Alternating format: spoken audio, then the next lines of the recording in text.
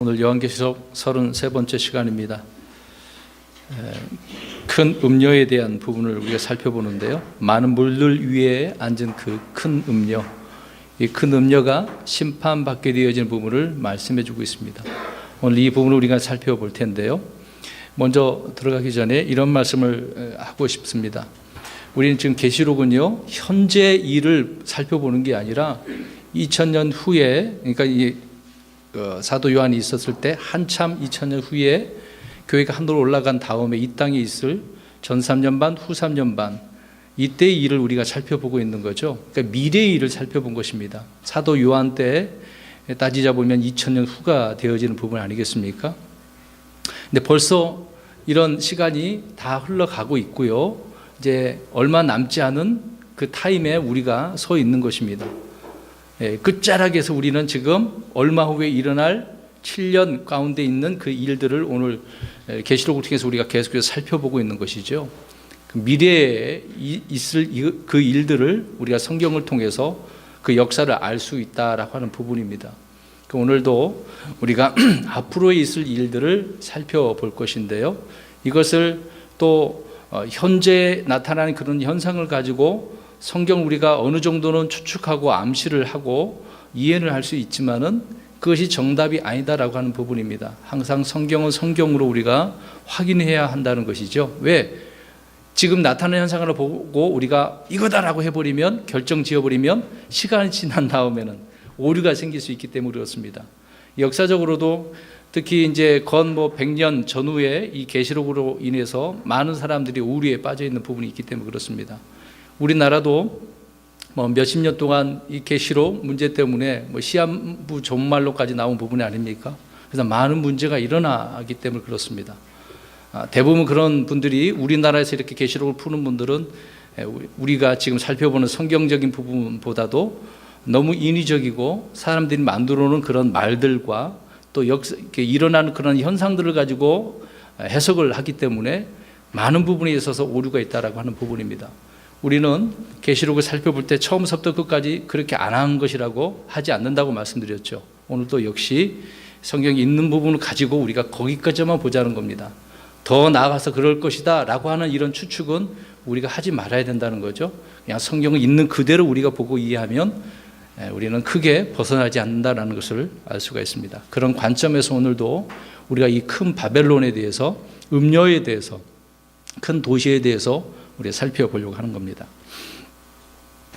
그래서 오늘 많은 물들 위에 앉은 큰 음녀에 대해서 우리가 살펴볼 것인데요. 요한계시록의 이 큰 바벨론에 대한 부분은 17, 18장에 대한 부분이 나옵니다.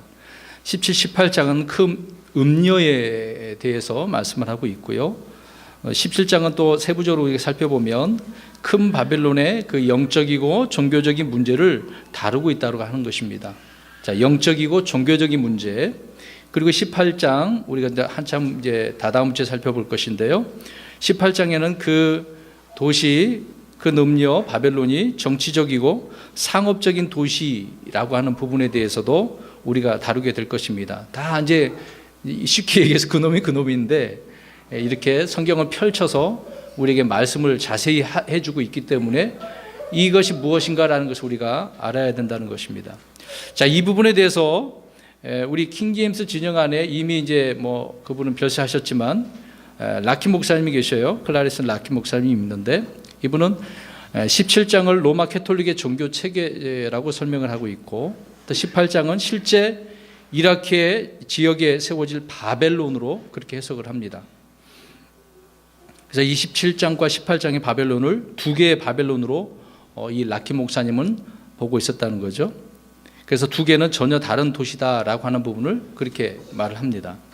또 이와 달리 많은 신학자들과 설교자들은 17, 18장은 동일한 도시다. 라키 목사님처럼 좀 다른 그런 관점이죠. 둘 다 로마 카톨릭을 가리키는 것으로 그렇게 해석을 하고 있습니다. 또 그래서 미국의 많은 개신교도들은 이런 해석에 쉽게 접근을 하고 있고 익숙한 그런 상태죠.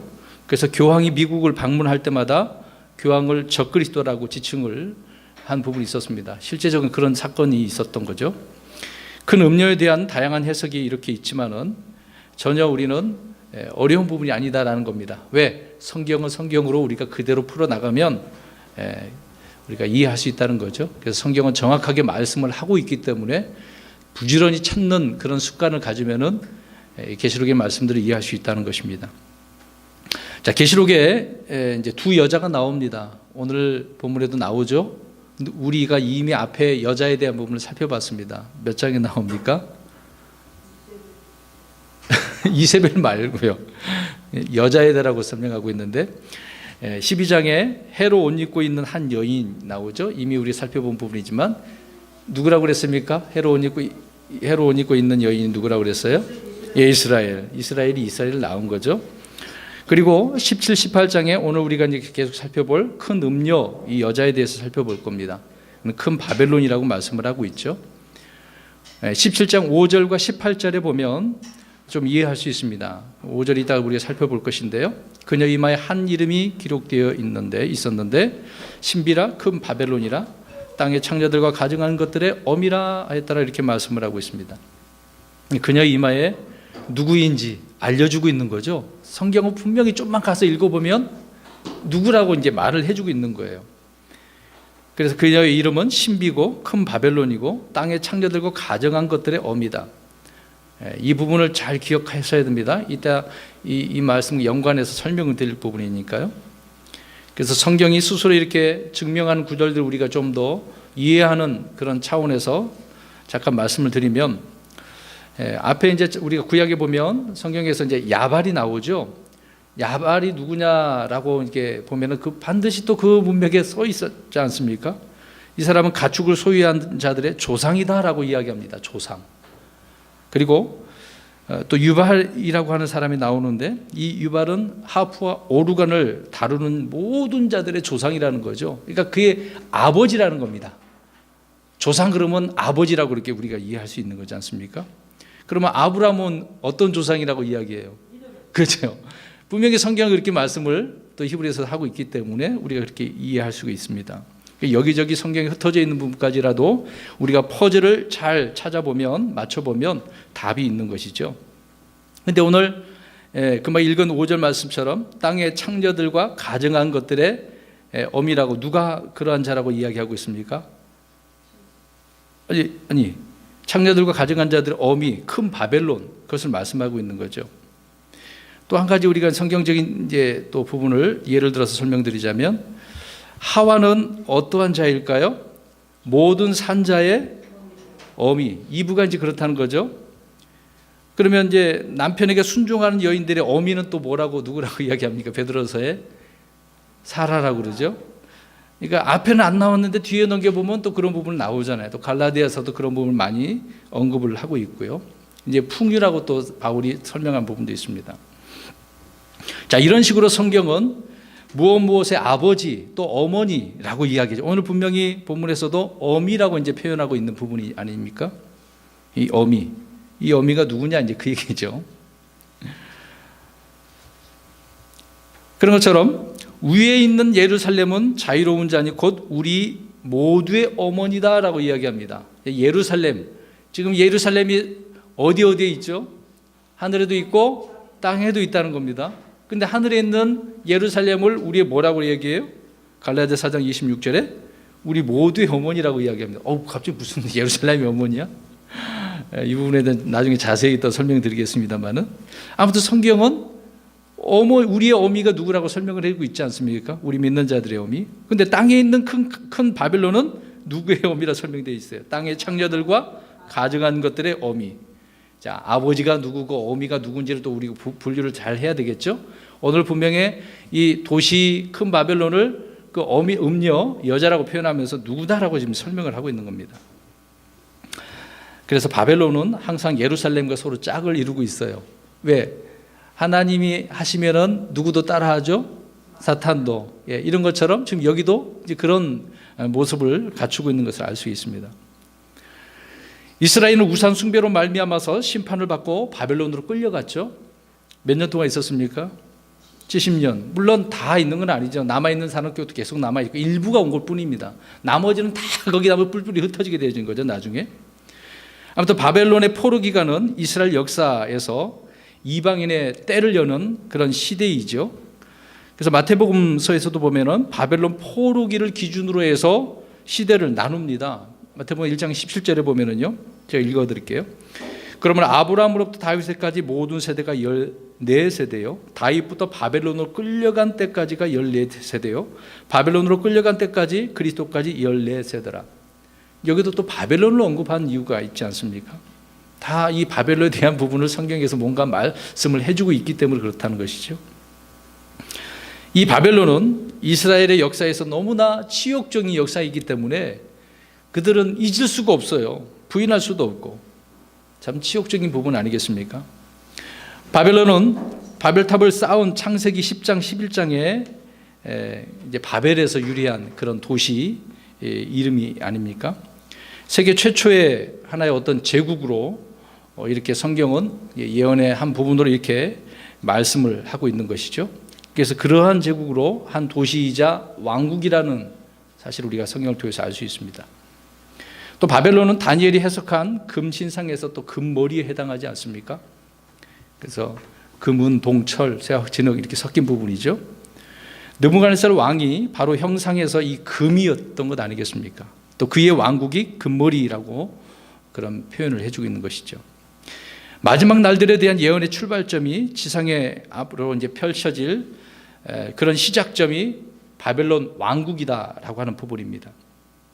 우리 17장 18절 끝부분 한번 보십시오. 아까도 잠깐 언급했던 부분이지만 분명히 그 여자가 누구인지 답을 해주고 있습니다. 읽어봅니다. 시작. 또 내가 본 그 여자는 땅의 왕들 위에 군림하는 저 큰 도시니라 하더라. 아멘. 여자는 분명히 뭐라고 그랬어요? 큰 도시. 자, 분명히 성경은 답을 해줬기 때문에 그대로 봐야 된다는 겁니다. 이걸 이렇게 안 보고 여자는 누구다 막 갖다 붙이면 안 돼요. 이 지구상에 있는 어떤 나라 막 지정을 해서 하면 안 됩니다. 분명히 큰 도시라고 답을 했습니다. 요한이 광야에서 본 여자의 정확한 그 정체가 나오죠. 그 여자는 땅의 왕들 위에 군림하는 저 큰 도시. 보세요. 이 땅의 왕들 위에 군림하는 뭐다? 큰 도시다. 그러면 이 큰 도시 밑에 지금 왕들이 있네요. 이 큰 도시가 왕들을 지금 어떻게 좌지우지하고 있는 부분을 알 수 있죠. 그래서 이 5절과 18절을 통해서 여자는 큰 바벨론이란 도시임을 우리가 알 수 있습니다. 국가나 어떤 민족이 아니에요. 분명히 도시입니다. 도시. 대환란 때 어느 나라나 민족이 아니라 어떤 도시가 땅의 왕들 위에 군림한다라고 이렇게 말씀을 하고 있는 것이죠. 그래서 이 도시의 이름은 큰 바벨론입니다. 대환란 때 땅의 왕들 위에 군림하는 도시는 말씀드린 것처럼 다른 나라 뭐 미국의 워싱턴 수도 아니죠.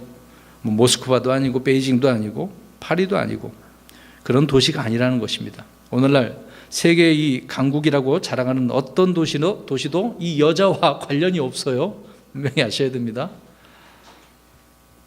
사도 요한이 본 그 여자는 땅의 왕들 위에 군림하는 큰 도시 바벨론이라고 말씀을 하고 있습니다. 제가 계속해서 반복해서 이야기하면 이제 뭔가 강조하려고 하는 것이니까 이해를 하셔야 됩니다. 왜 반복하냐고 그렇게 생각하지 마시고요. 대환란 때 예루살렘은 영적으로 소돔과 이집트라고 계시록 11장 8절에 우리 앞에서 이미 살펴보았지 않습니까? 바벨론은 땅의 왕들 위에 군림하는 저 큰 도시라고 말씀하고 있습니다. 큰 도시, 큰 바벨론은 대환란 때 이 지구촌의 수도이라는 거예요. 이 지구촌의 수도. 많은 나라인데 지금 통합한 거 아닙니까? 저 그리스도가요. 그래서 땅의 왕들을 통제하고 다스립니다. 자 보세요. 큰 바벨론은 대환란 때 지구촌에 뭐라고요? 수도, 대표되는 수도예요. 그래서 이 큰 바벨론이 땅의 왕들을 이렇게 통제한다는 겁니다. 우리가 주의할 것이 이제 여기에 중요한 문제가 하나 있는데 성경 해석에 아주 중요한 부분입니다. 성경은 이렇게 바벨론이라고 기록을 하고 있고요. 그렇게 이제 말씀을 하고 있는데 오늘날 많은 주석들을 우리가 신학자들 살펴보지 않습니까? 근데 이 바벨론을 하나같이 뭐라고 합니까? 다시요. 로마라고 하지 않습니까? 분명히 성경 뭐라고 그랬습니까? 여자를 바벨론이라고 했단 말입니다. 근데 뭐라고 그런다고요? 로마라고 한다고요. 우리가 이게 잘못된 부분을 바로 잡다는 것입니다. 우리 제 앞에 예전에도 한번 설교했던 부분인데 뭐라고 쓰고 뭐라고 읽는 거잖아. 메시를 이렇게 얘기합니다. 이제 젊은 사람들. 메시라 쓰고 축구의 신이라 읽는다. 그런 것처럼 그렇게 분명히 바벨론이라고 기록되어 있는데 뭐라고 읽고 있어요? 로마라고. 그렇게 하자는 식으로 우리가 보면 안 된다는 겁니다. 성경의 문자적 해석을 강조하면서도 이 부분에서는 어김없이 바벨론은 바벨론이 아니고 로마라고 해버리면 안 된다는 겁니다. 사도 요한이 바벨론과 로마라는 도시를 헷갈릴 정도로 좀 어리석은 사람은 아니잖아요. 그 당시에 분명히 로마에 속해 있기 때문에 로마가 누군지 분명히 알 수 있는 거 아닙니까? 바벨론은 그 당시에 보면 모르는 사람이 어디 있어요? 구약 사람들도 다 알지 않습니까? 바벨론하고 로마하고 위치가 같을까요, 여러분? 달라요. 바벨론은 저 이라크 쪽에 있는 것이지 않습니까? 로마는 어디예요? 어디에 있습니까? 지구상에, 지도에. 이탈리아 밑에 로마, 이태리 로마, 바티칸 거기 또 있지 않습니까? 전혀 지역적으로도 다른데 그렇게 보면 안 되지 않습니까? 로마는 도시 이름이고요. 동시에 제국의 이름이죠. 바벨론은 모르는 사람이 다 없습니다. 자, 로마는 유대를 식민적으로 이렇게 통치한 나라이죠. 유대인들을 잡아 죽이고 크리스천들을 박해한 그런 나라입니다. 그래서 많은 사람들이 어떤 이들이 요한이 로마를 눈치를 봐서 바벨론이라고 했다고 그렇게 말하는 사람도 있어요. 막 이렇게 지어낸 사람도 있단 말입니다. 우린 그런 해석을 무시하고 성경에 있는 그대로 살펴보려고 하는 겁니다. 좀 성경 옆에 여백이 있으면 기록을 해 놓았으면 좋을 것 같아요. 17장 전체를 좀 9장까지 말씀드리려고 합니다.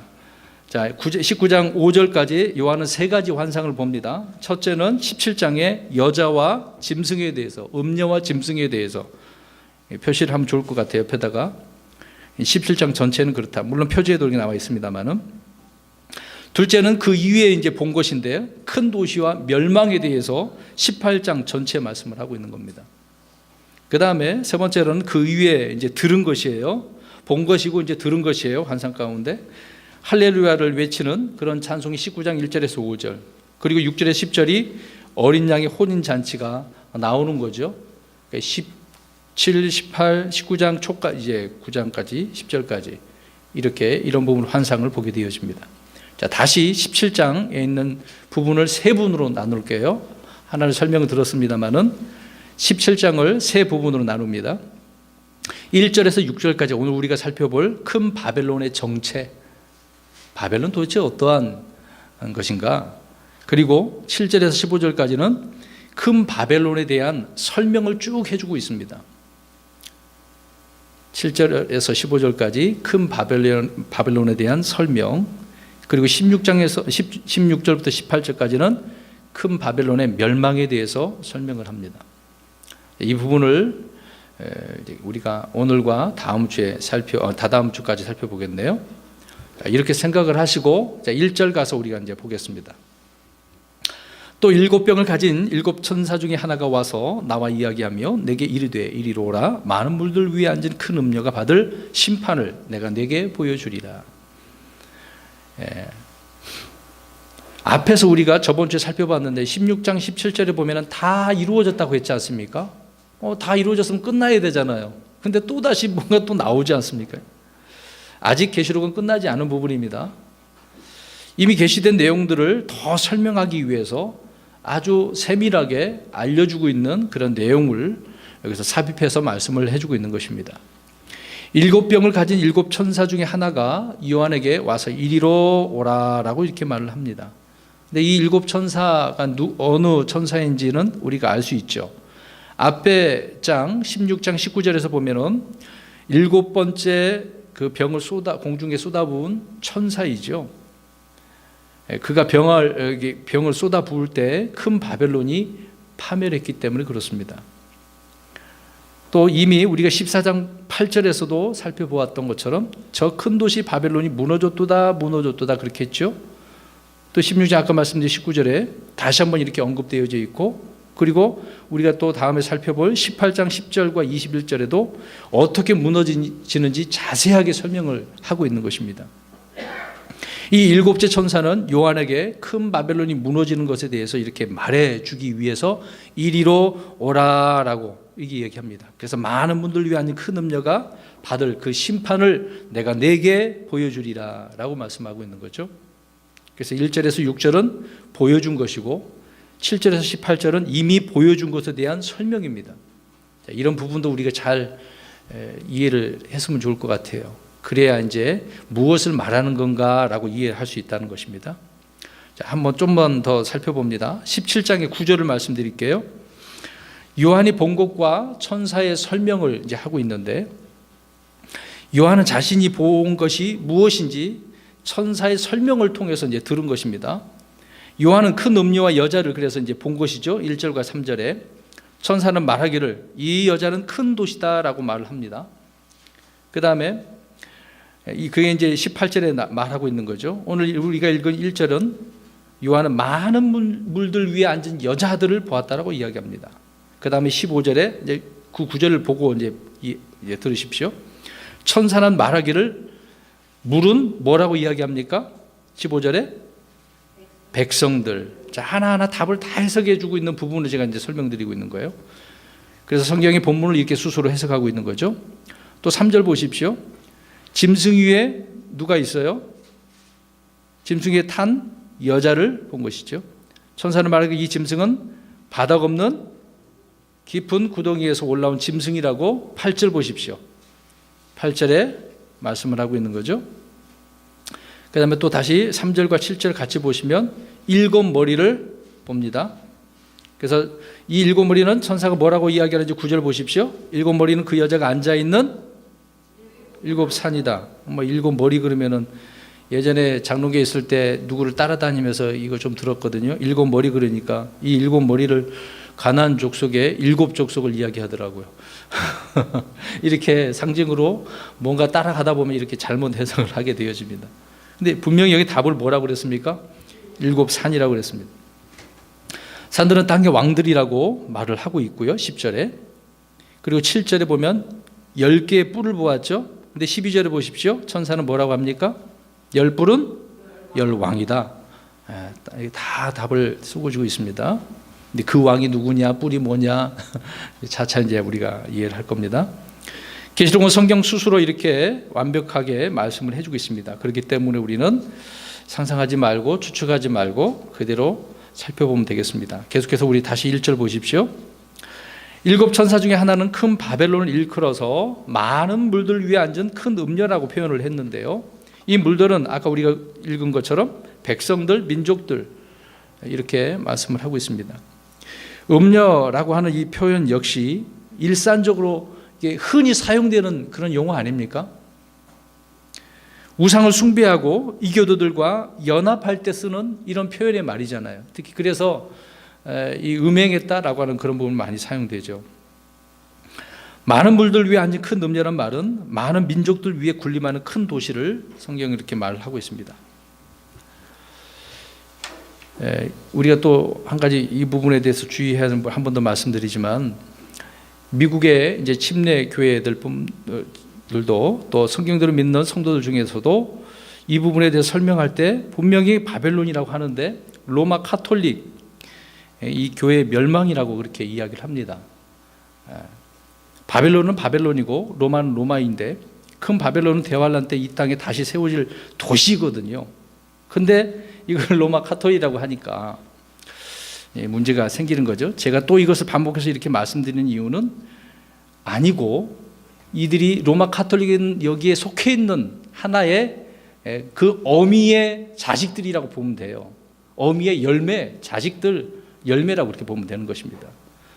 그렇게 봐야 정상인데 아예 앞에 있는 것을 빼버리고 로마 카톨릭 그렇게 해버리면 거기서부터 해석을 해야 되기 때문에 그렇다는 것이죠. 다시 말씀드립니다.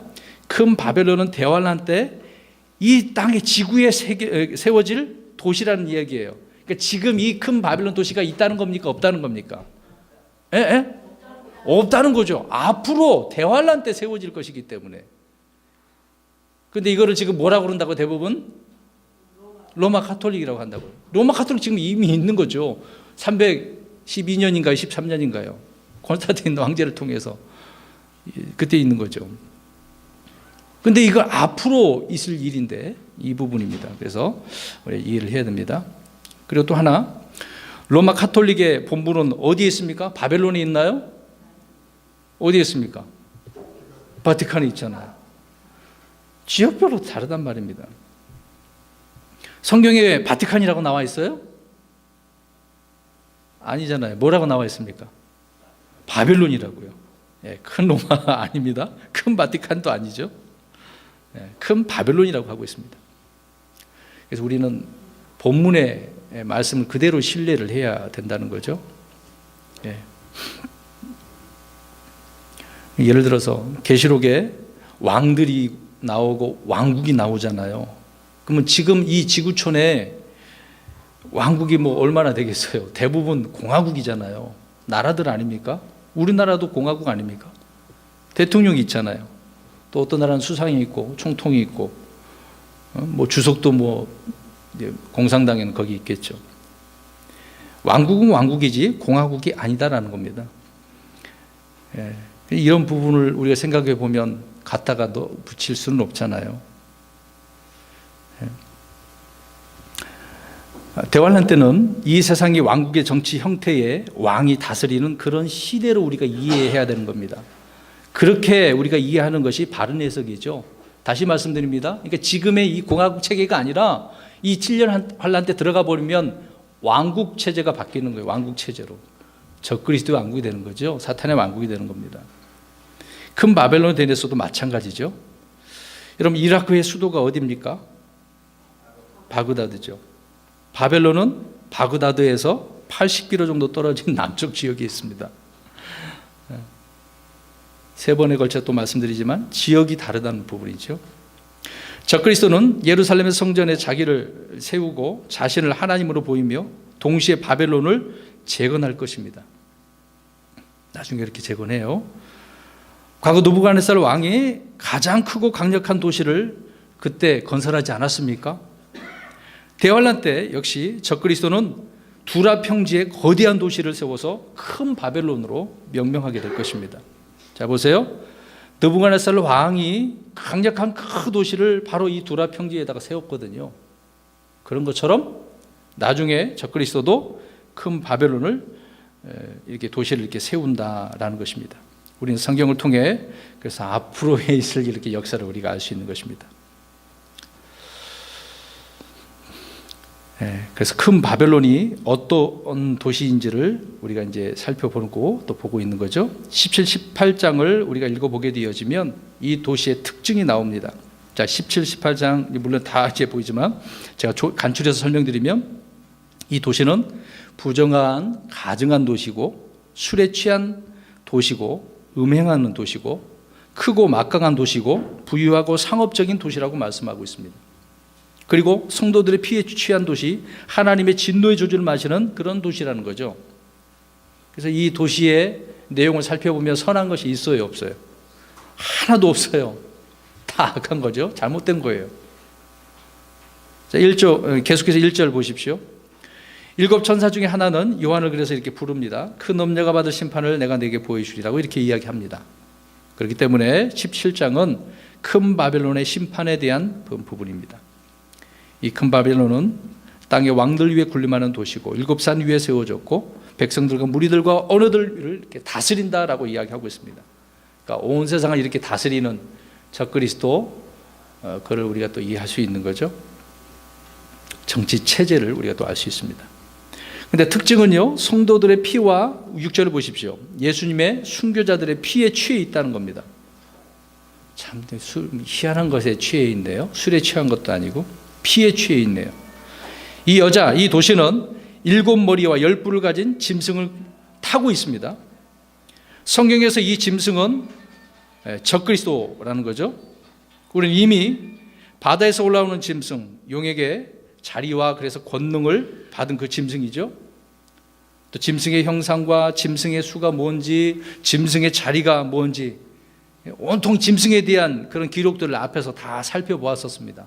조금이라도 지금 좀 기억하시면 좀 연관돼서 우리가 이해할 수 있죠. 큰 바벨론이란 이 도시의 바탕이 적그리스도라는 말입니다. 바탕이 적그리스도에 의해서. 여러분, 어린 양의 도시가 예루살렘이라고 한다면 짐승의 도시는 어디입니까? 바벨론이죠. 근데 이 여자는 지금 자주색 옷과 주황색 옷을 입고 있어요. 그리고 또 금과 보석과 진죽으로 이렇게 꾸미고 있네요.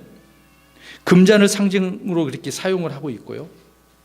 그 여자가 마시는 잔에는 가져간 것들과 음행으로 가득 차 있다고 계속 이렇게 말씀을 하고 있는 것입니다. 자, 이런 부분을 금방 언급해 드렸는데요. 그러면 다시 12장과 오늘 나오는 이 음녀를 비교를 한번 해보겠습니다. 자, 자세히 생각을 더듬어서 한번 들어보십시오. 너무나 차이가 다른 부분을 알 수 있습니다. 자, 이 한 여자는 12장에 보면은 하나님으로부터 왔어요. 근데 이 다른 여자는 누구에서 왔을까요? 예, 사탄에게서 왔습니다. 자, 한 여자는 해로 옷 입고 있어요. 근데 이 다른 여자는 무슨 옷을 입고 있어요? 자주색 옷과 주홍색 옷. 뒤에 가서 이것도 말씀드리겠습니다. 또 한 여자, 12장에 나오는 여자는 발 아래 달이 있네요.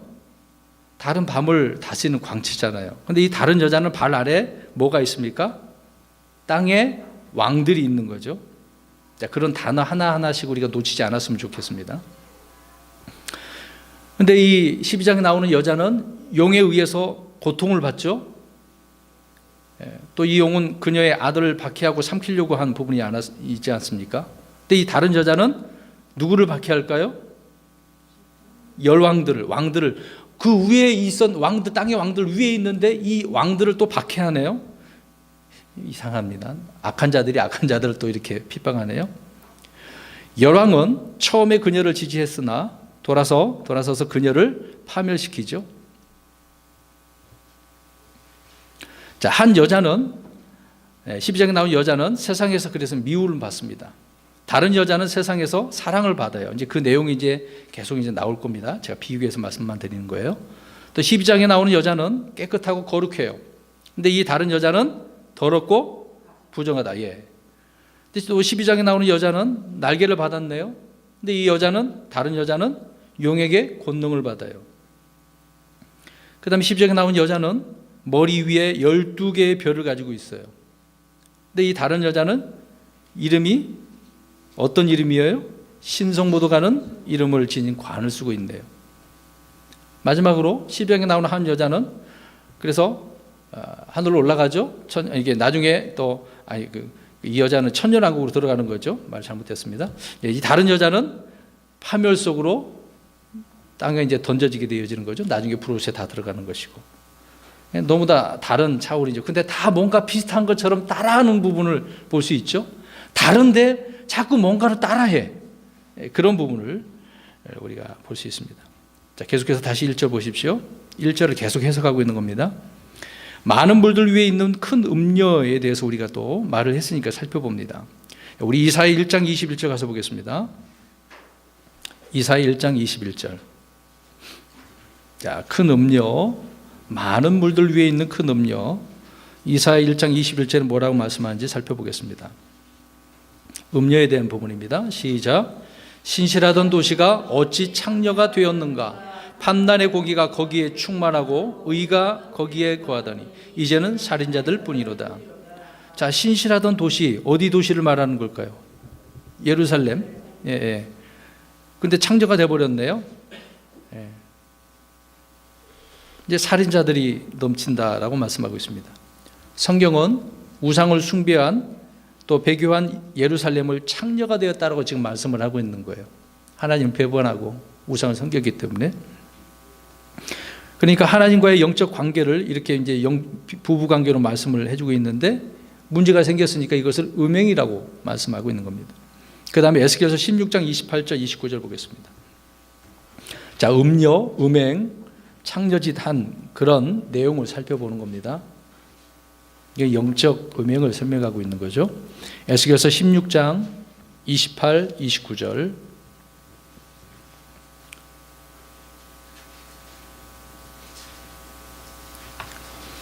(16장 28, 29절) 시작. 내가 만족하지 아니하였으므로 아시라 사람들과도 음녀짓을 행하였도다. 참으로 내가 그들과 창녀짓을 행하였으나 만족하지 못하였고 또 가나안 땅에서 내 음행을 크게 늘려 갈대아에까지 이르게 하였으나 그것으로도 만족하지 못하였느니라. 뭘 만족하지 못했대요. 이제 악한 짓을 적당히 멈춰야 되는데 계속해서 나쁜 짓 했다는 이야기죠. 그러니까 대언자들은 이스라엘이 이렇게 음녀짓을 했고 창녀짓을 했고 또 음행을 크게 늘렸다라고 말씀을 하고 있는 겁니다. 이스라엘 사람들은 그래서 그런 간음한 여자를 어떻게 합니까? 돌로 쳐서 죽이잖아요. 그들은 이렇게 배우자의 음행을 용납하지 않는 것을 볼 수 있습니다. 그러나 이런 말씀을 한 이유는 그들 자신이 하나님 외에 다른 신들을 따라가며 이렇게 음행을 저질렀다라고 하는 부분을 이런 식으로 설명을 해주고 있는 거죠. 음료. 그러나 한 구절 더 봅니다. 예레미야 3장 6절.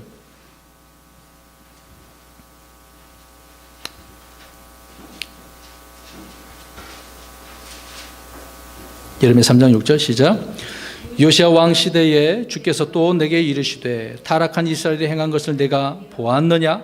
그녀가 높은 산에 오르며 모든 푸른 나무 아래로 가서 거기서 창녀짓을 행하였도다.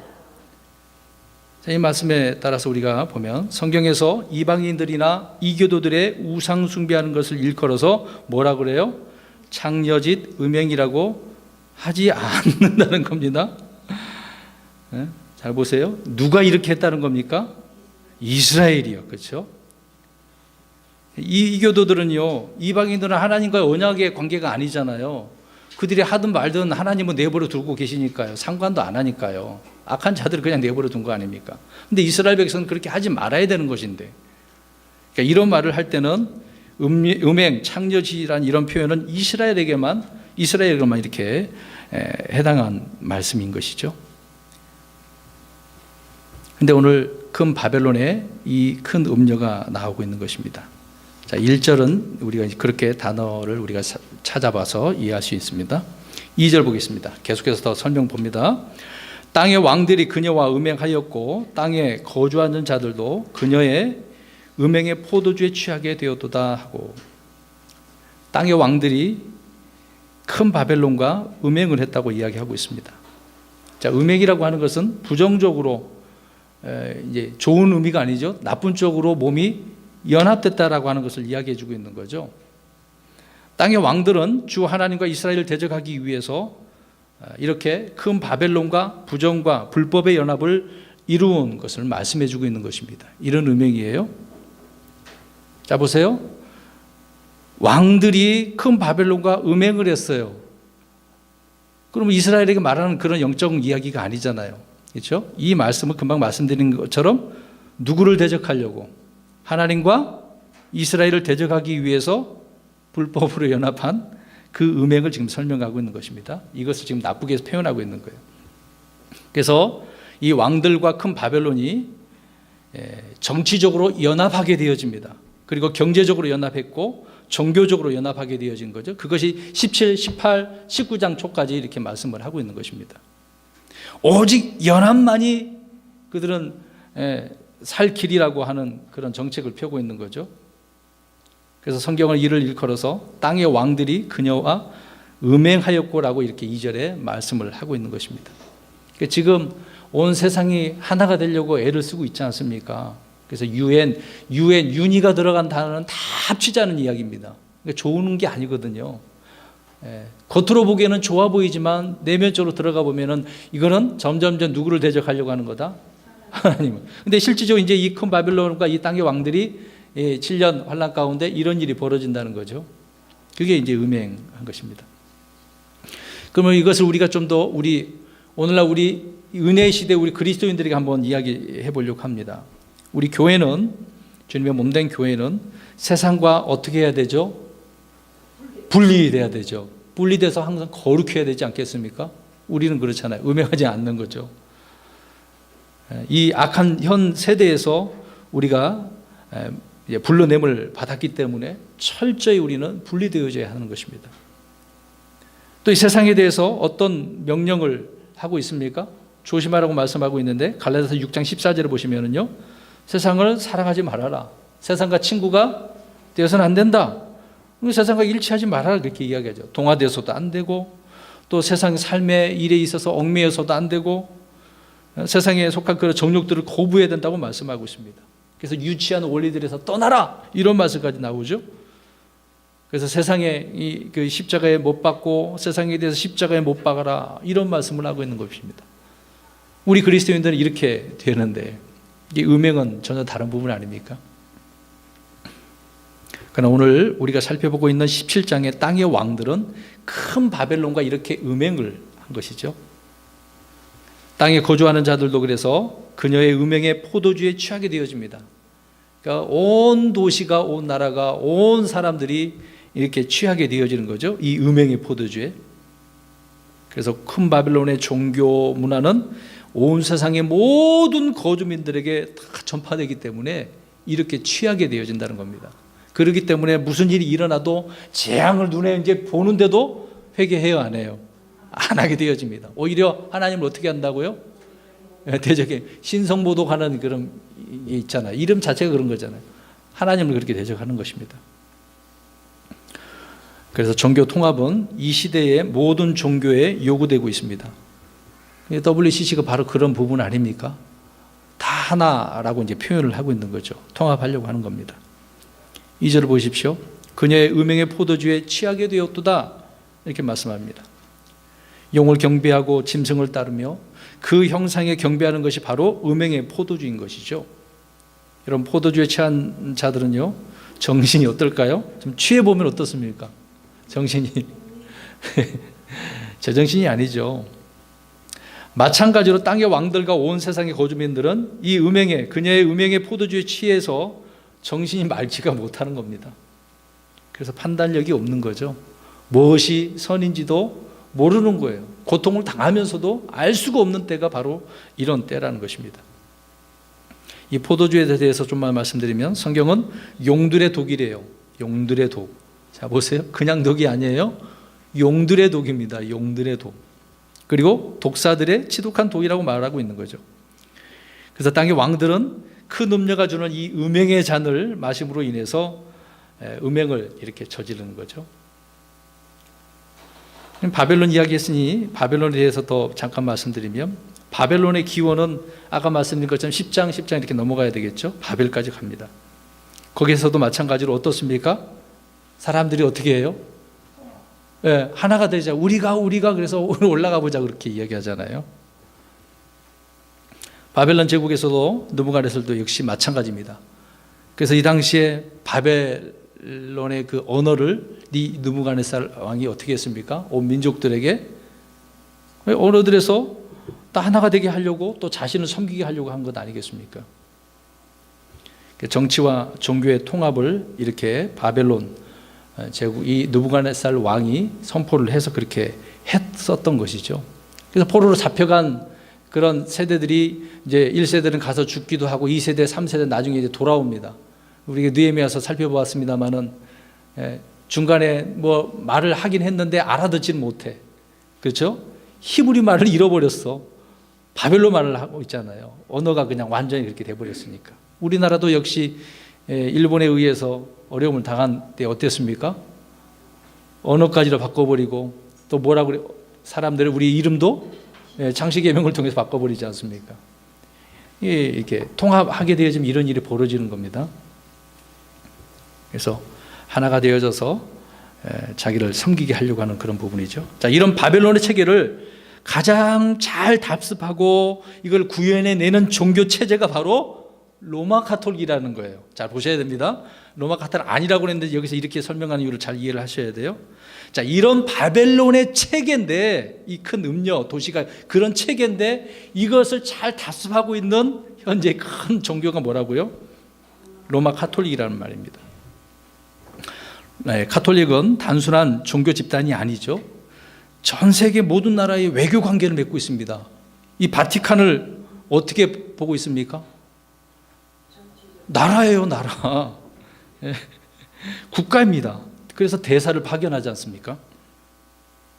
바티칸 교회가 아니라 바티칸 공국이라고 또 그렇게 불러요. 인터넷에 쳐보면 그게 나옵니다. 중세 암흑 시대의 교황은 유럽의 어느 왕들보다도 더 강력하고 큰 권력을, 정치적인 권력을 가지고 있었죠. 그래서 엄청난 힘을 발휘했습니다.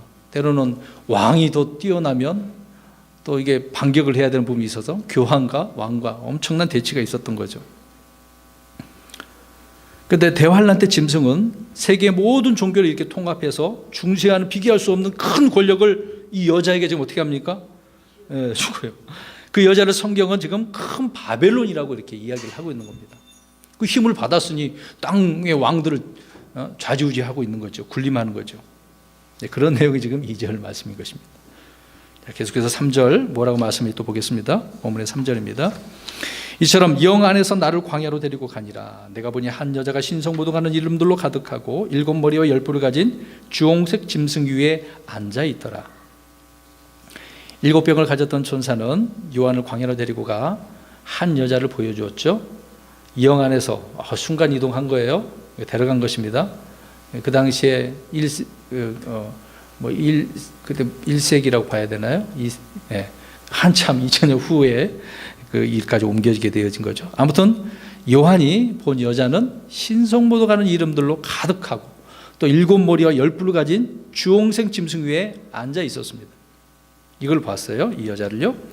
로마 가톨릭의 종교 체계는 철저히 이 바벨론 종교 체계를 따르고 있다는 것입니다. 자, 이 여자는 로마 가톨릭을 포함하고 있는 거예요. 자, 보세요. 여자 밑에 많은 종교들이 있다고 보셔야 됩니다. 그 중에 뭐가 있다고요? 로마 가톨릭. 지금 큰 바벨론 도시, 이걸 설명하려고 이야기합니다.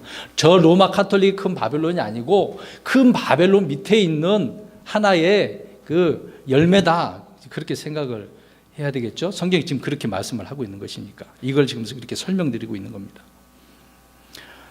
그래서 성경을 볼 때 로마 가톨릭은 가장 큰 이교도 집단이지만 이 여자에게 속해 있는 집단에 불과한 거예요.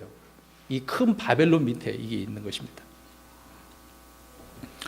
로마 가톨릭이 있기 전에 이미 이 땅에는 이교도들이 있었어요.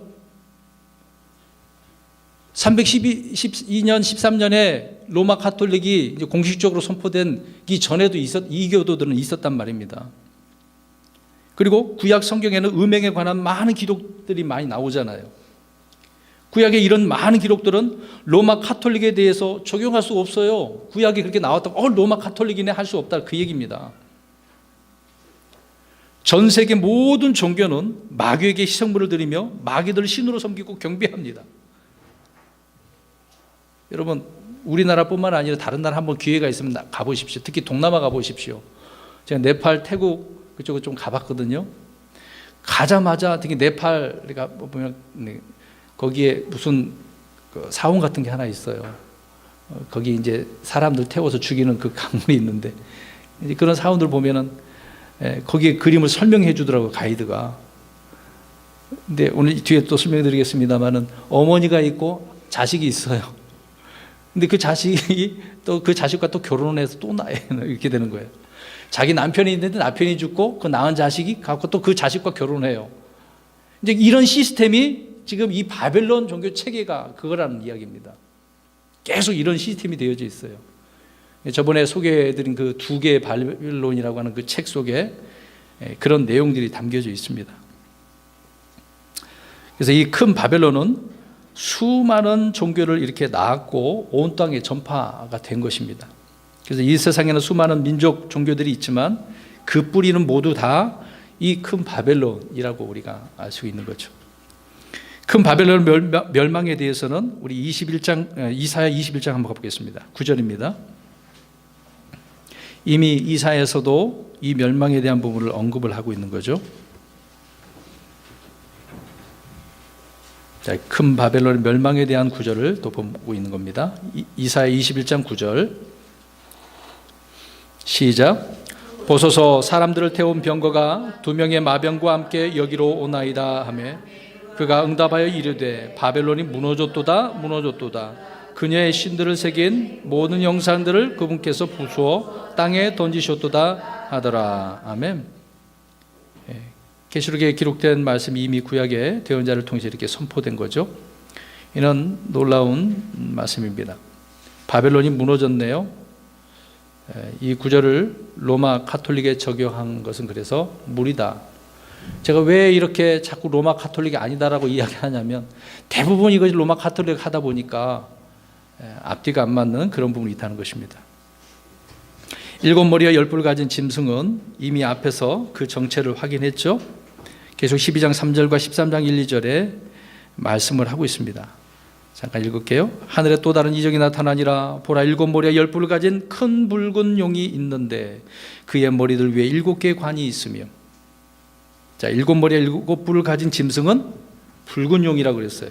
또 13장 1절 2절 보면은 또 바다에서 일곱 머리와 열 뿔을 가진 한 짐승이 일어난다고 이야기하고 있습니다. 적그리스도라는 걸 우리 살펴보았지 않습니까? 그러니까 여자가 타고 있는 짐승의 전체는 사탄이고 적그리스도라는 거죠. 그 위에 지금 여자가 타고 있는 거예요. 그래서 신비라 큰 바벨론이라고 한 여자는 마귀 등에 타고 있는 것입니다.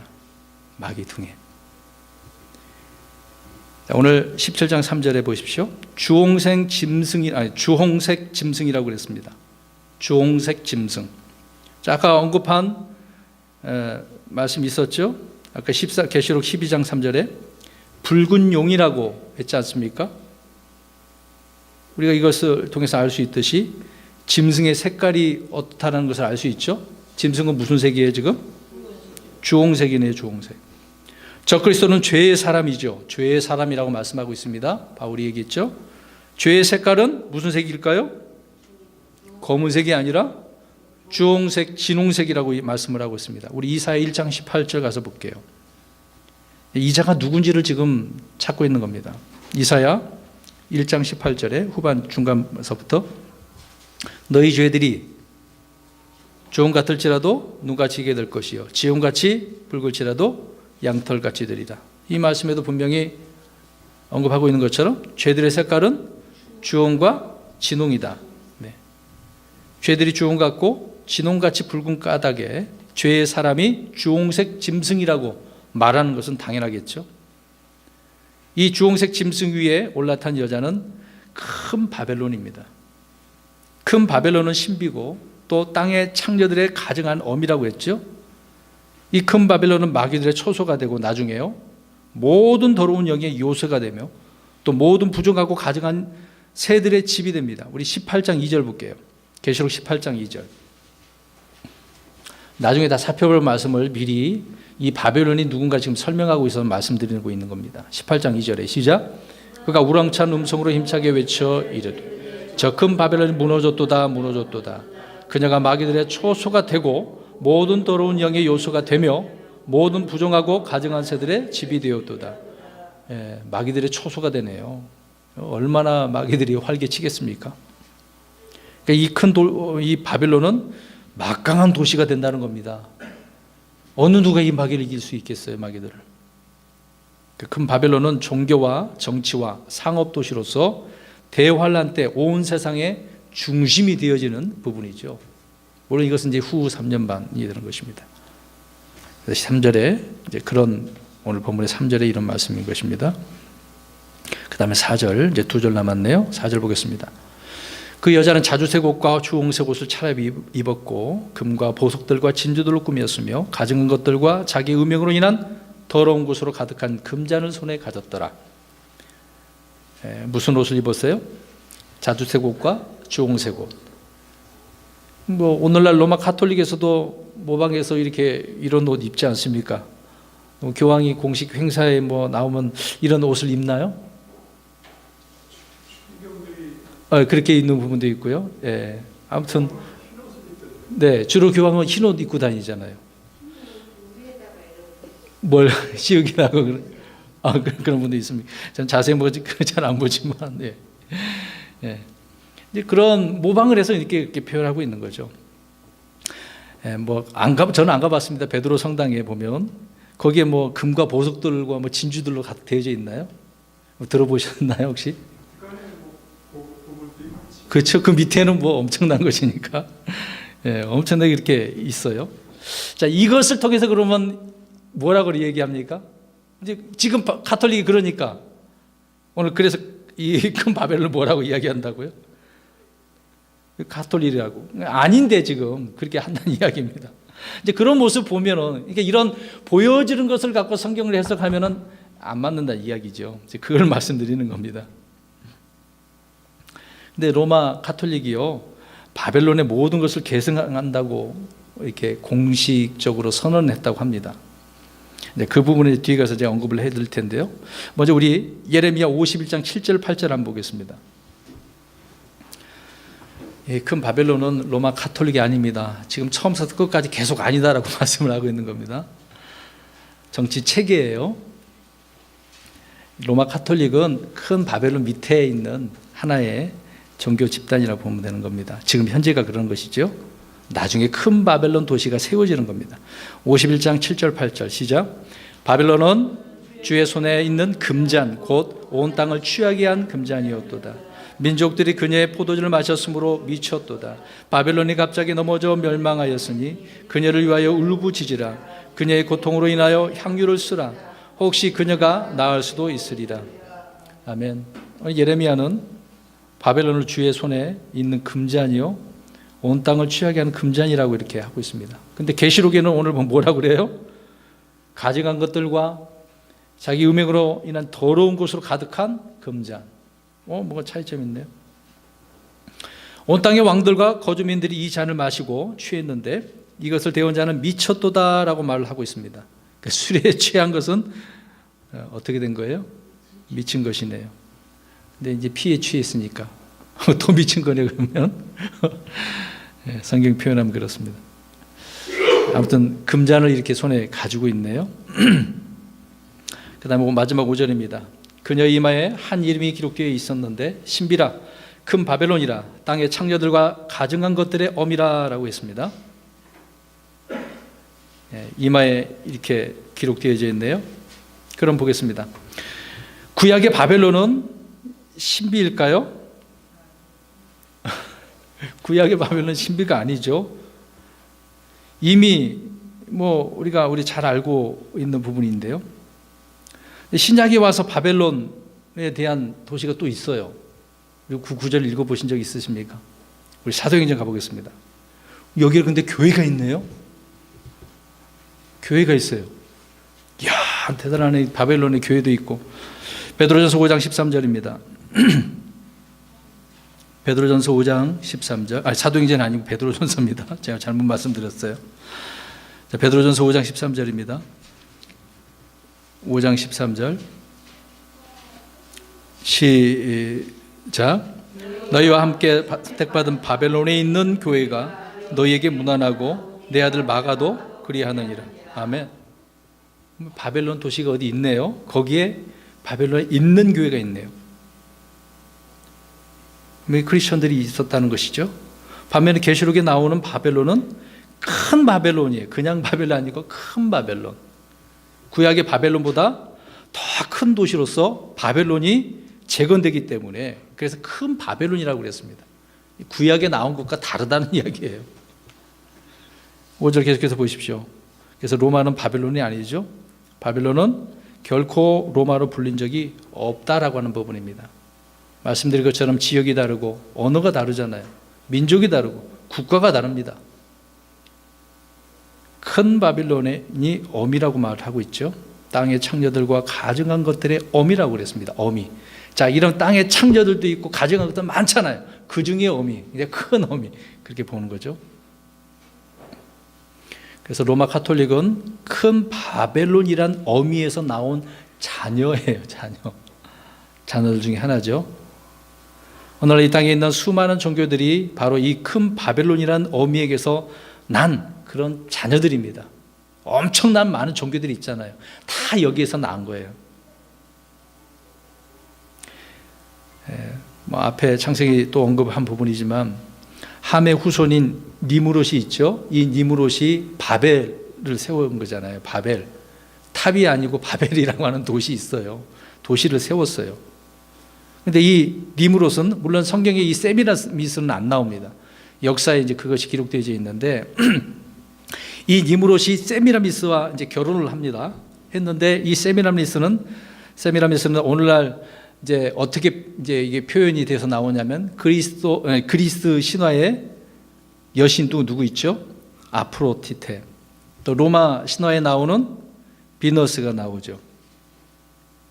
그런 신화가 이렇게 좀 이름만 바뀌었을 뿐이지 다 같은 이야기를 하고 있는 겁니다. 그러니까 땅의 모든 민족들의 이 퍼진 신화, 전설, 이 종교가 이렇게 나왔다는 거죠. 근데 그 땅에 짐승들이 엄청나게 많았었나 봅니다. 우리 성경을 찾아봅니다. 창세기 10장 8절 9절을 보십시오. 근데 이 니므롯이 유능한 사냥꾼인데요. 이 사냥꾼이 뭘 잡겠습니까? 보겠습니다. 창세기 10장 8절 9절 보겠습니다. 지금 바벨론 설명하려고 계속해서 왔다 갔다 설명을 하고 있는 겁니다. 시작. 구스가 니므롯을 낳았는데 그가 땅에서 강력한 자가 되기 시작하였더라. 그가 주 앞에서 강한 사냥꾼이었으므로 사람들이 이르기를 아무개는 주 앞에서 강한 사냥꾼인 니므롯 같다 하시니. 자, 이렇게 니므롯이 어떤 사람인지 여기서 설명을 해주고 있죠. 근데 그때 보면 노아의 홍수가 있고 난 다음 아닙니까? 그러면 이 홍수를 다시 한번 겪지 않기 위해서 사람들이 벌일 일들이 바로 탑을 쌓는 일이었던 거죠. 그래서 그런 도시를 그래서 건설했던 것이고 또 탑까지 쌓았던 부분입니다. 11장 4절도 보십시오. 또 이르되 자 우리가 우리를 위하여. 자 누구를 위해서예요? 계속 이것도 반복됩니다. 주를 위한 것도 아니고. 니므롯은 이렇게 바벨을 건설함으로써 사람들이 더 이상 하나님과 그분의 심판을 두려워하지 않게 하려고 이런 일들을 꾸며서 건설을 했던 것이죠. 그런데 이 세미라미스는요 구스의 아내였다고 합니다. 구스의 아내. 구스가 죽으니까 그의 아들 니므롯과 결혼한 거예요. 지금요. 니므롯 역시 죽었어요. 그런데 그의 아들이 담무스가 나오게 되죠. 그 세미라미스는 자신을 그래서 여신으로 높입니다. 왜? 자기가 낳았으니까. 그런 절 낳았으니까. 그래서 여자의 씨를 낳는 어머니, 하나님의 어머니가 이렇게 나오는 겁니다. 이단들이 이제 이런 원리에 따라서 막 성경을 해석하는 거죠. 그래서 오늘날 많은 민족의 어떤 그런 종교나 신화에서 나오는 여신 숭배가 나오죠. 여신 숭배.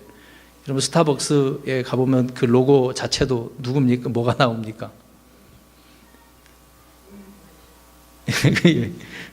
물고기 뭐죠? 인어 그잖아요.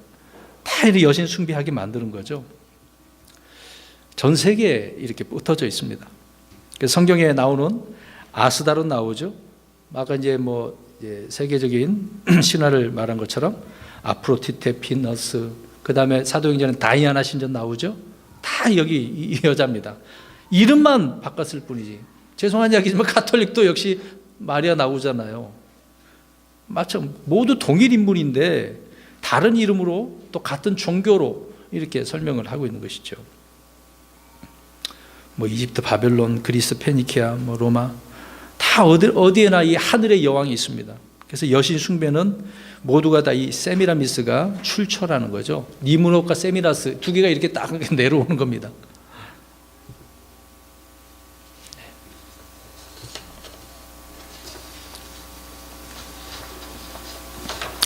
로마의 콘스탄틴 황제가 기독교를 이렇게 로마의 국교로 만들면서 자신을 바벨론 종교 체제의 어떤 제도에 따라 교황이 된 것이요. 교황이 했던 것이고 또 황제 겸 제사장 역할을 한 것이 아니겠습니까? 그래서 모든 종교 체계를 공식적으로 이렇게 만들어서 답습하고 또 구현해내고 따라가는 것이 로마 카톨릭이었던 것입니다. 항상 그러면 하는 일이 뭘까요? 누구를 높일까요? 그런 자들이 여자를 높이는 거 아닙니까? 여자. 이런 내용이 큰 바벨론의 종교 체제 또 정치 체계 이런 나라 체계가 그렇게 되어져 있습니다. 다시 5절 보십시오. 오늘 본문에. 그래서 큰 바벨론은 땅의 창조들과 가정한 것들의 어미다라고 말씀을 하고 있는 겁니다. 어미. 대홍수가 끝난 후에 바벨론이 마귀들의 초소가 된 부분인데요. 그래서 나중에 이 7년 환란 가운데 이런 부분이 이제 큰 바벨론의 도시가 세워지는 겁니다. 자, 여러분, 사실 초기 교회의 성도들의 피와 예수님의 그 순교자들의 피에 취한 것은 누굴까요? 대부분 다 이 그리스도인들 죽인 자들이 누구라고 생각을 합니까?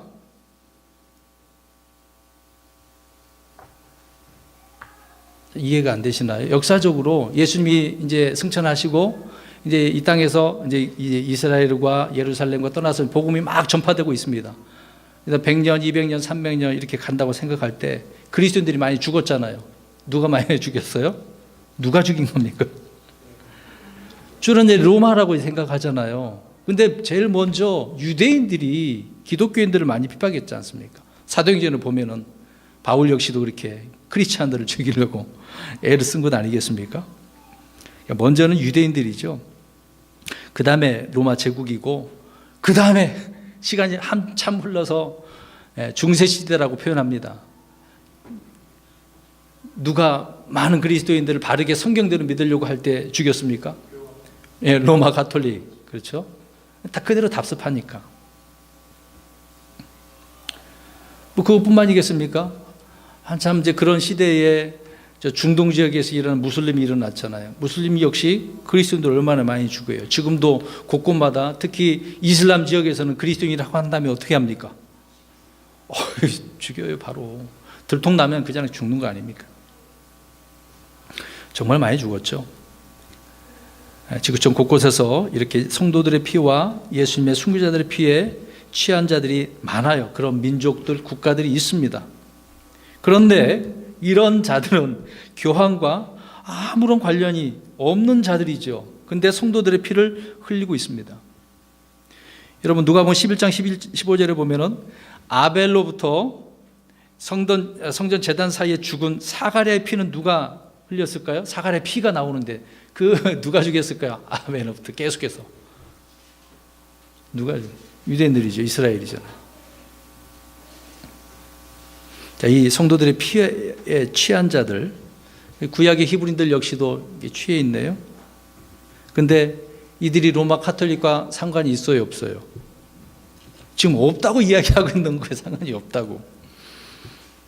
그러나 큰 바벨론과는 다 상관이 있어요, 없어요? 있다는 이야기입니다. 성경은 우리가 이렇게 이해를 하자는 것이죠. 아까 잠깐 여기서 말씀드리는 부분인데요. 로마 카톨릭은 큰 바벨론의 자식이고 추종자인데요. 그들이 이제 그 1963년에 출간한 신약 성경이 있어요. 로마 카톨릭에서 이제 그런 자료를 이제 써놨습니다만은 거기에 보면은 로마는 바벨론이라고 주장을 했다고 합니다. 그러니까 다시 말씀드리면 로마 카톨릭은 바벨론 종교 체계를 답습하고 있는 거예요.